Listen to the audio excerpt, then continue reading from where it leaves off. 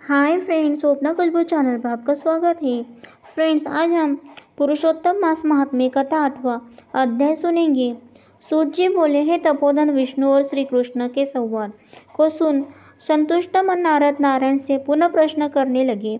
नारद जी बोले, हे प्रभु, जब विष्णु वैकुंठ चले गए तब फिर क्या हुआ, कहिए। आदि पुरुष कृष्ण और हरिसूत का जो संवाद है वह सब प्राणियों को कल्याणकर है। इस प्रकार प्रश्न सुन फिर भगवान बद्री नारायण जगत को आनंद देने वाला बृहद आख्यान कहने लगे। श्री नारायण बोले, तदनंतर विष्णु बड़े प्रसन्न होकर वैकुंठ गए और वहां जाकर हे नारद अधिमास को अपने पास ही बसा लिया। अधिमास वैकुंठ में वास पाकर अत्यंत प्रसन्न हुआ और 12 मासों का राजा होकर विष्णु के साथ रहने लगा। 12 मासों में मलमास को श्रेष्ठ बनाकर विष्णु मन से संतुष्ट हुए। हे मुने, अनंतर भक्तों के ऊपर कृपा करने वाले भगवान युधिष्ठिर और द्रौपदी की ओर देखते हुए कृपा करके अर्जुन से यह बोले। श्री कृष्ण बोले, हे राजशार्दूल, हमको मालूम होता है कि तपोवन में आकर आप लोगों ने दुखित होने के कारण पुरुषोत्तम मास का आदर नहीं किया। वृंदावन की शोभा के नाथ भगवान का प्रिय मात्र पुरुषोत्तम मास आप वनवासियों का प्रमाद से व्यतीत हो गया। भीष्म, द्रोणाचार्य, कर्ण के भय से सत्रस्त मन आप सब लोगों ने भय और द्वेष से मुक्त होने के कारण प्राप्त पुरुषोत्तम मास का ध्यान नहीं किया। कृष्ण द्वैपायन वासुदेव से प्राप्त विद्या के आराधन में तप्त रणवीर अर्जुन के इंद्रकील पर्वत पर चले जाने पर उसके वियोग से दुखित आप लोगों ने पुरुषोत्तम मास को नहीं जाना। अब यदि आप यह पूछे कि हम क्या करें, तो मैं यही कहूँगा कि भाग्य का अवलंबन करो। पुरुषों का जैसा अदृष्ट होता है वैसा ही सदा भासता है। भाग्य से उत्पन्न जो फल है वह अवश्य ही भोगना पड़ता है। सुख, दुख, भय, कुशलता इत्यादि भाग्यानुसार ही मनुष्य को प्राप्त होते हैं। अतः अदृष्ट पर विश्वास रखने वाले आप लोगों को अदृष्ट पर निर्भर रहना चाहिए। अब इसके बाद आप लोगों के दुख का दूसरा कारण और बड़ा आश्चर्यजनक इतिहास के सहित कहते हैं। महाराज, हमारे मुख से कहा हुआ सुनो। श्री कृष्ण बोले, यह भाग्यशालिनी द्रौपदी पूर्व जन्म में बड़ी सुंदरी मेधावी ऋषि के घर में उत्पन्न हुई थी। समय व्यतीत होने पर जब 10 वर्ष की हुई तब क्रम से रूप और लावण्य से युक्त अति सुंदरी और आकर्णांत नेत्र से शोभायमान हुई। चातुर्य गुण से युक्त यह अपने पिता की एकमात्र इकलौती कन्या थी। अतः चतुरा, गुणवती, सुंदरी यह पिता की बड़ी लाडली थी। मेधावी ने सदा लड़के की तरह इसे माना, कभी भी अनादर नहीं किया। यह भी साहित्य शास्त्र में पंडिता और नीति शास्त्र में भी प्रवीणा थी। इसकी माता इसकी छोटी अवस्था में ही मर गई थी।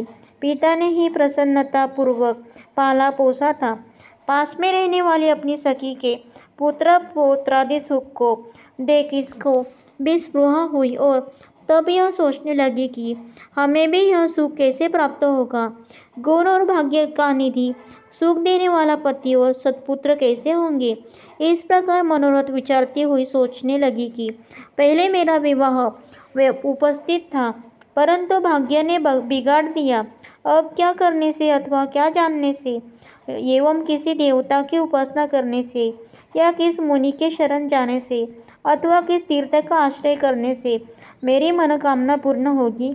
मेरा भाग्य कैसा हो गया कि कोई भी पति मुझको वरण नहीं करता है। पंडित भी मेरा पिता मेरे ही दुर्भाग्य से मूर्ख हो गया है। बड़ा आश्चर्य है, विवाह का समय उपस्थित होने पर भी मेरे समान वर को पिता ने नहीं दिया। मैं अपने सहेलियों के बीच में प्रमुख हूँ, परंतु कुमारी होने के कारण पति दुख से पीड़ित हूँ। जैसे मेरी सखियाँ पति सुख को भोगने वाली है, वैसे मैं नहीं हूँ। मेरी भाग्यवती माता क्यों पहले मर गई। इस प्रकार चिंता से व्याकुल कन्या मनोरथ रूप समुद्र के मोहरूप जल में निमग्न हो शोक मोहरूप लहरों से पीड़ित हो गई। इसके पिता मेधावी ऋषि भी कन्यादान के लिए कन्या के समान वर ढूंढने के हेतु देश विदेश भ्रमण करने के लिए निकले, परंतु कन्या के अनुरूप वर न मिलने से अपने मनोरथ में निराश हुए। कन्या की और अपने भाग्य से कन्या दानरूप संकल्प के पूर्ण न होने से देवयोग के कारण बड़ा भारी दारुण ज्वर उन्हें आ गया। सब अंग ऐसे फूटने लगे जैसे समस्त अंग टूट टूट कर अलग हो जाएंगे और ज्वर की ज्वाला से व्याकुल हुए। श्वासोश्वास लेते, महादारुण मूर्छा से, मदिरा पान से उन्मत्त की तरह पैर लड़खड़ाते गिरते पड़ते किसी तरह घर में आए और आते ही पृथ्वी पर गिर पड़े। भय से विह्वल कन्या जब तक पिता को देखने आई तब तक कन्या को स्मरण करते हुए मेधावी मुनि मरणासन्न हो गए। भाग्य के फलरूप बल से एकाएक कांपने लगे और कन्यादान प्रसंग से उठा हुआ जो महोत्सव था वह जाता रहा। तदनंतर पहले किए हुए गृहस्थाश्रम धर्म के परिश्रम के प्रभाव से संसार वासना को त्याग कर भगवान में चित्त को लगाने लगे। उस मुमूर्षु मेधावी ऋषि ने शीघ्र ही नीलकमल के समान श्याम त्रिवली से सुंदर आकृति वाले श्री पुरुषोत्तम हरि का स्मरण किया। हे रास के स्वामी, हे राधा रमन, हे प्रचंड भुजदंड से दूर से ही देवताओं के शत्रु दैत्य को मारने वाले हैं, अति उग्र दावानल को पार कर जाने वाले हैं, कुमारी गोपियों के उतारे हुए वस्त्रों को हरण करने वाले हैं। हे श्री कृष्ण, हे गोविंद, हे हरे, हे मुरारी, हे राधेश, हे दामोदर, हे दीनानाथ, हे मुझे संसार को निमग्न की रक्षा कीजिए। इंद्रियों के ईश्वर आपको प्रणाम है। इस प्रकार मेधावी के वचनों को दूर से ही सुनकर श्री भगवान के दूत चट चट मुकुंद लोक से आए और उसे मरे हुए मुनि को हाथ से पकड़कर ईश्वर के चरण कमलों में ले गए। इस प्रकार अपने पिता के प्राणों को निकालता देख वह कन्या हाहाकार करने रोने लगी और पिता के शरीर को अपने गोद में रखकर अति दुख से विलाप करने लगी। चिल्ल पक्षी की तरह बहुत देर तक विलाप करके अत्यंत दुख से विह्वल हुई और पिता को जीवित की तरह समझ कर बोली। बाला बोली, हाय हाय, हे पिता, हे कृपा सिंधु, हे अपनी कन्या को सुख देने वाले, मुझे आज किसके पास छोड़कर आप वैकुंठ सिधारे हैं। हे तात, पितृहीन मेरी कौन रक्षा करेगा। आज मेरे भाई बंधु माता आदि कोई भी नहीं है। हे तात, मेरे भोजन वस्त्र की चिंता कौन करेगा, कैसे मैं रहूँगी इस शून्य वेद ध्वनि से रहित निर्जन वन की तरह आपके घर में। हे मुनि श्रेष्ठ, अब मैं मर जाऊंगी, ऐसे जीने में क्या रखा है। हे कन्या, मैं प्रेम रखने वाले पिता, हे तात, विवाह विधि बिना किए ही आप कहाँ चले गए। हे तपोनिधे, अब यहाँ आइए और अमृत के समान मधुर भाषण कीजिए। क्यों आप चुप हो गए हैं तात, बहुत देर से आप सोए हुए हैं, अब जागिए। ऐसा कहकर आंसू बहाते हुए घड़ी घड़ी कन्या विलाप करने लगी और पिता के मरने से दुखित हुई आर्ता चिल्ल पक्षी की तरह मुक्त कंठ से रोने लगी। उस लड़की का रोदन सुन उस वन में रहने वाले ब्राह्मण आपस में कहने लगे कि इस तपोवन में अत्यंत करुण शब्द से कौन रो रहा है।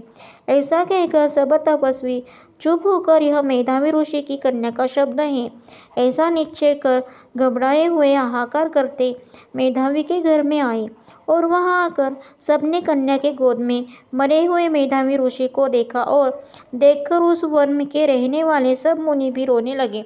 कन्या की गोद से शव लेकर शिव मंदिर के पास शमशान पर गए। वहां काष्ठ की चिता लगाकर विधि से अत्यंष्टि कर्म कर उसका दाह किए। दाह के अंतर कन्या को समझा कर सब ऋषि अपने अपने आश्रम गए। इधर कन्या भी धैर्य धारण कर यथाशक्ति क्रिया के लिए द्रव्य खर्च किया। इस प्रकार पिता की मरण क्रिया को करके कन्या इसी तपोवन में निवास करने लगी और पिता के मरण रूप दुखाग्नि से जली हुई रंभा की तरह व्यथित होती एवं बछड़े के मर जाने से जैसे गौ चिल्लाती है और खाती नहीं दुर्बल होती है, वैसे ही यह बाला भी दुखित हुई। इति श्री बृहन्नारदीय पुरुषोत्तम मास महात्म्ये अष्टम अध्याय समाप्त।